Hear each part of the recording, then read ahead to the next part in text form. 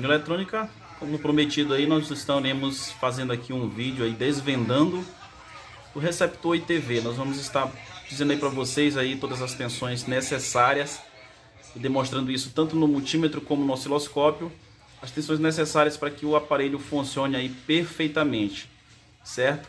E em caso de problemas, em caso essas fontes aí não estiverem funcionando normalmente, nós estaremos também falando a respeito das possibilidades aí de defeitos que podem estar sendo apresentados devido à falha aí nessas fontes, certo? Então acompanhe conosco aí. Receptor aqui já na bancada. Eu vou trazer aqui meu multímetro aqui para perto. Utilizo aqui um multímetro da AFR MT 4400. Já está aí na automático. Nós vamos estar aterrando a ponteira preta. Está aterrando a ponteira preta. Eu vou colocar aqui no orifício do parafuso aqui da entrada HDMI.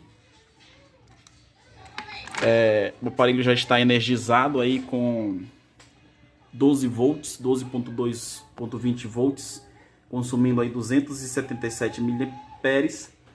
O osciloscópio aqui também já ligado em 1 volt por divisão. A gente também está vendo aí, na verdade, os sinais PWM. Eu vou até aumentar aqui a tensão, colocar aí para 2 volts por divisão aí, beleza? E o SecDiv está em 500 microsegundos, já dá para nós estarmos visualizando bem aí os sinais que estarão aparecendo. Ok? Então vamos lá. Todo o aparelho ITV, produzido aí pela Elsys, modelo TRS35, que é o nosso caso aqui, ele possui as seguintes tensões aí necessárias para estar funcionando. Primeiro nós vamos, ele é alimentado aí com uma tensão de 12 volts, certo? Vou colocar bem aqui. Nós vamos ter aí, ó, 12.17 volts. Que é a tensão aqui que vem da nossa fonte, né? Alimentado aí com uma fonte de 12 volts, 2 amperes aí normalmente.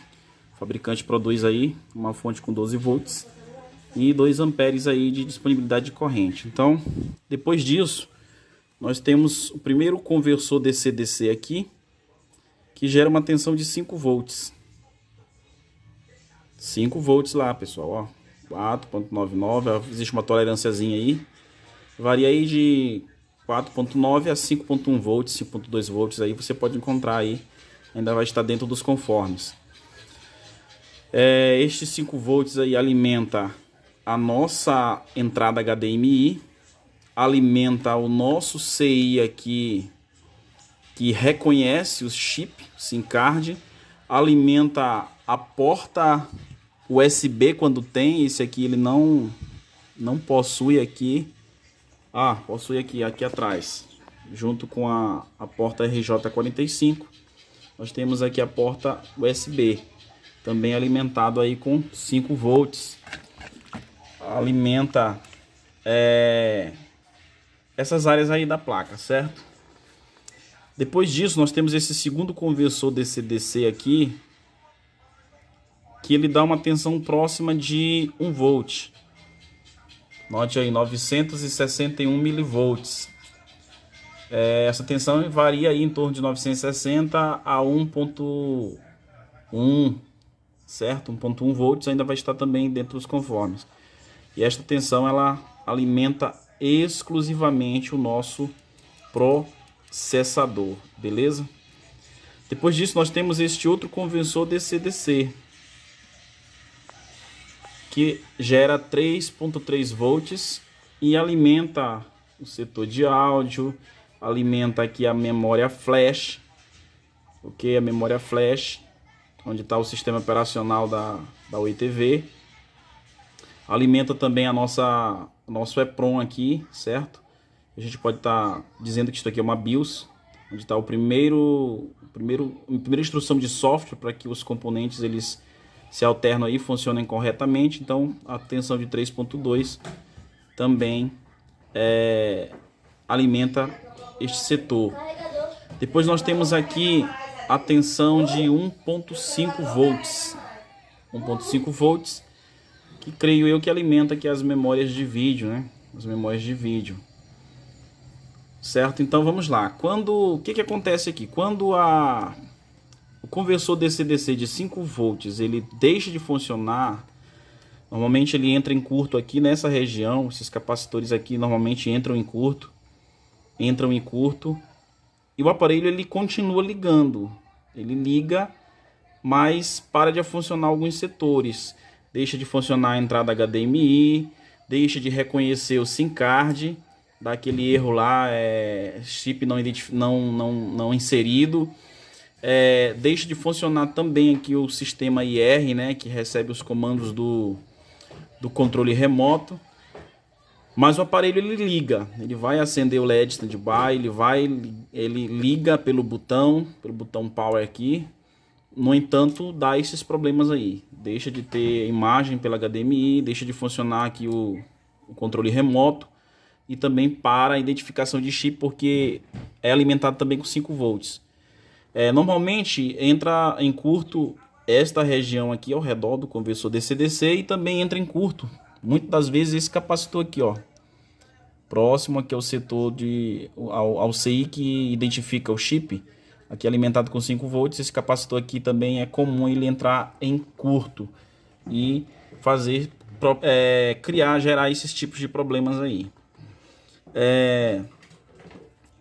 Inexistindo aqui a tensão, havendo um curto ou uma falha no conversor DC-DC de quase 1 volts, o processador ele não é alimentado e o aparelho não liga de forma nenhuma. Por que não liga? Porque este conversor aqui ele alimenta o processador e o próprio processador ele envia comandos PWM para os demais conversores DC-DC. E sem esses comandos PWM, sem esses sinais, não é possível gerar essas tensões. O sinal ele entra e ele sai, vai para a bobina filtra o sinal PWM e a tensão já sai estabilizada do outro lado.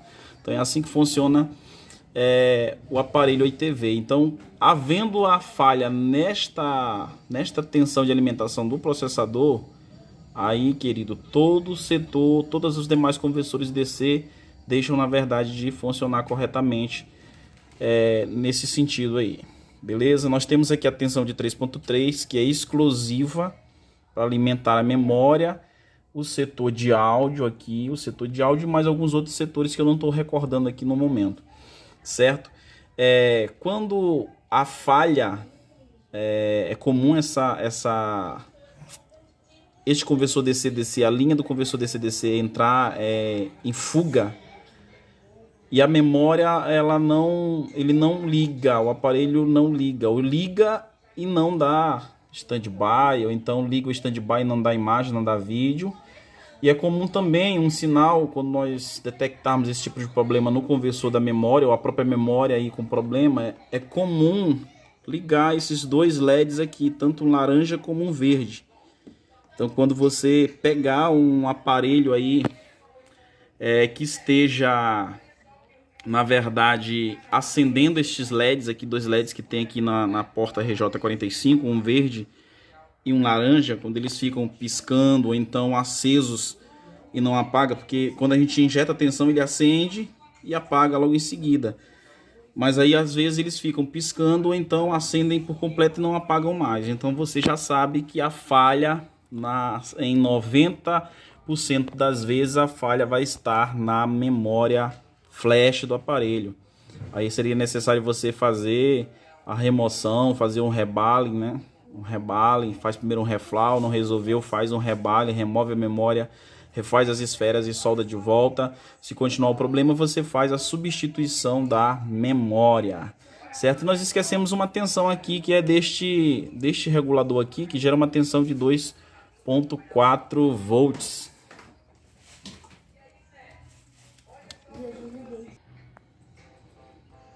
Então nós temos aqui neste regulador aqui uma tensão de 2.4 volts.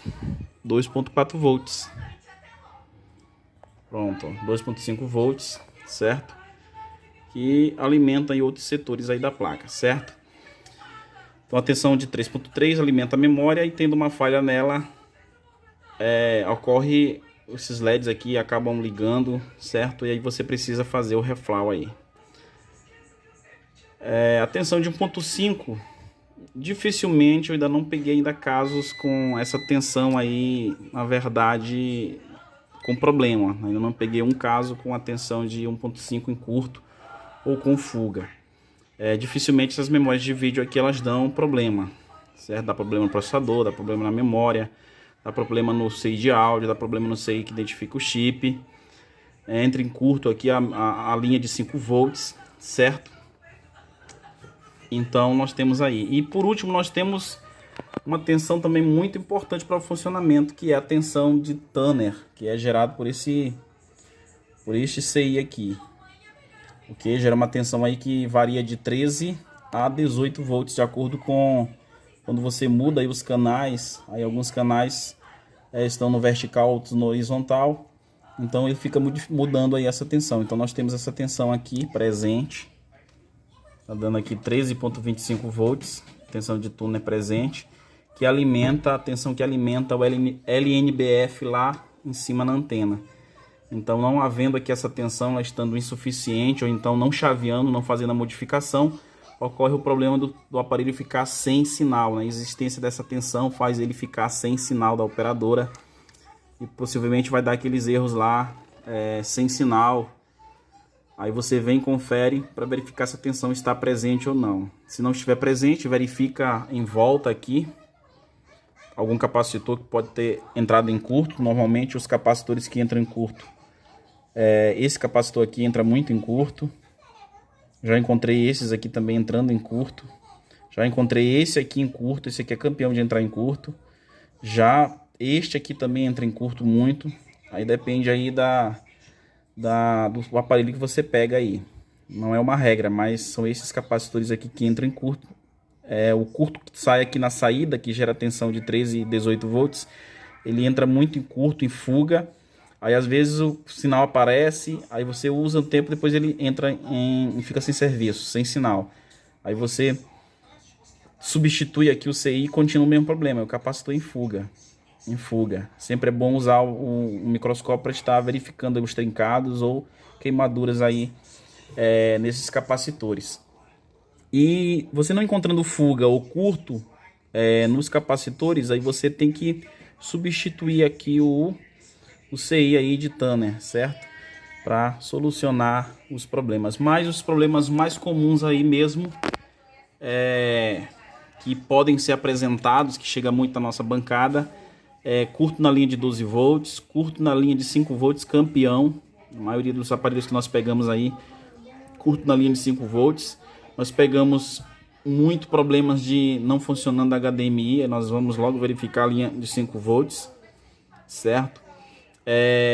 Mesmo existindo a alimentação de 5 volts e não dá HDMI, aí a gente faz o teste aqui nesses filtros, porque que não está dando imagem, não está dando áudio.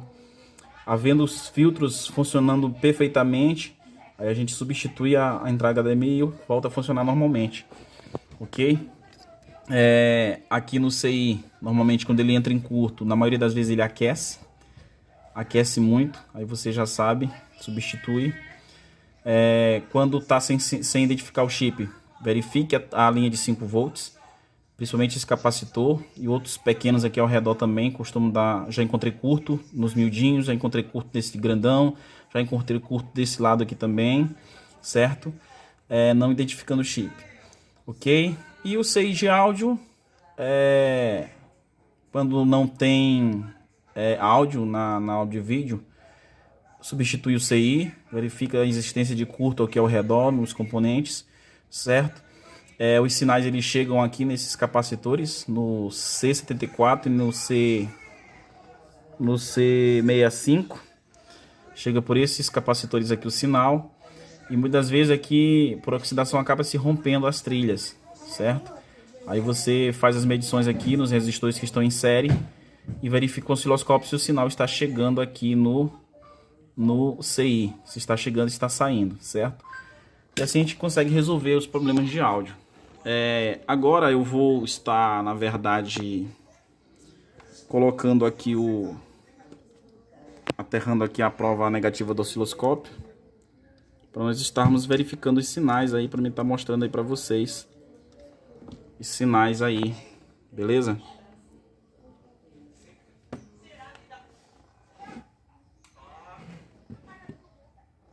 Mostrando os sinais aí.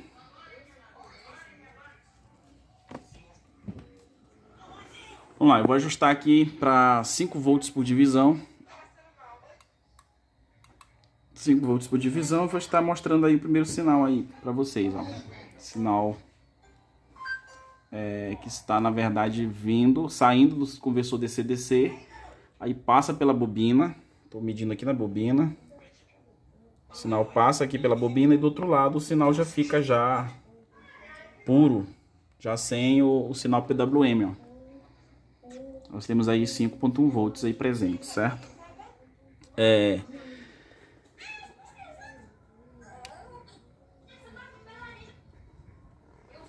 Este sinal ele sai. Aqui nós temos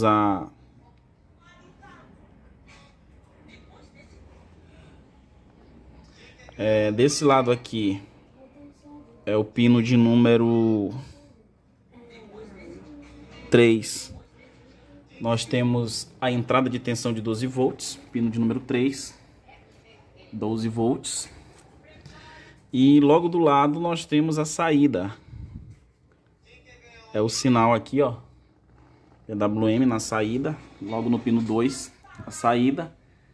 E este sinal ele vem aqui para a bobina, passa pela bobina. Nós encontramos ele aqui desse lado. E do outro lado nós já encontramos a tensão pura aqui de 5 volts, 5.1 volts. Certo? Então funciona da seguinte forma. Dessa seguinte forma aí. No pino de número 6, desse outro lado aqui,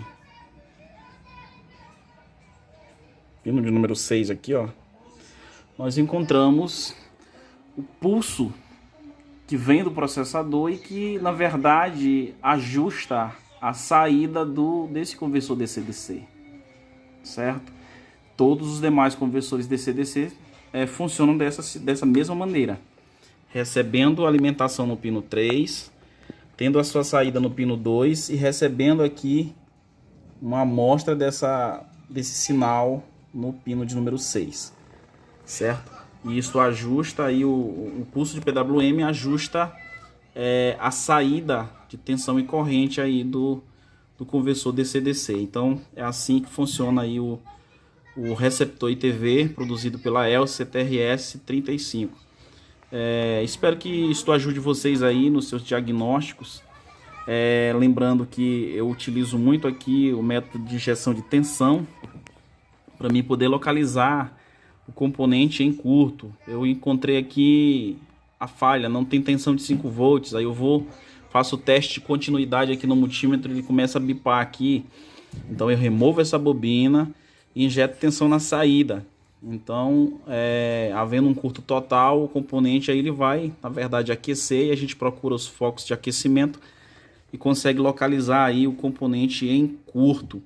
Remove ele, substitui, o aparelho volta a funcionar normalmente. Mas existem outras formas aí de você estar utilizando aí, valendo-se para identificar o componente em curto, método de 4 pontas de Kelvin e outros métodos aí que é possível aí estar, na verdade, utilizando para estar localizando o componente em curto.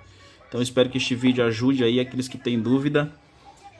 Compartilhe nossos vídeos, se inscreva em nosso canal, deixe o seu like. E é nóis! Lifinho Eletrônica aqui para ajudar você. Fique com Deus e até o próximo vídeo.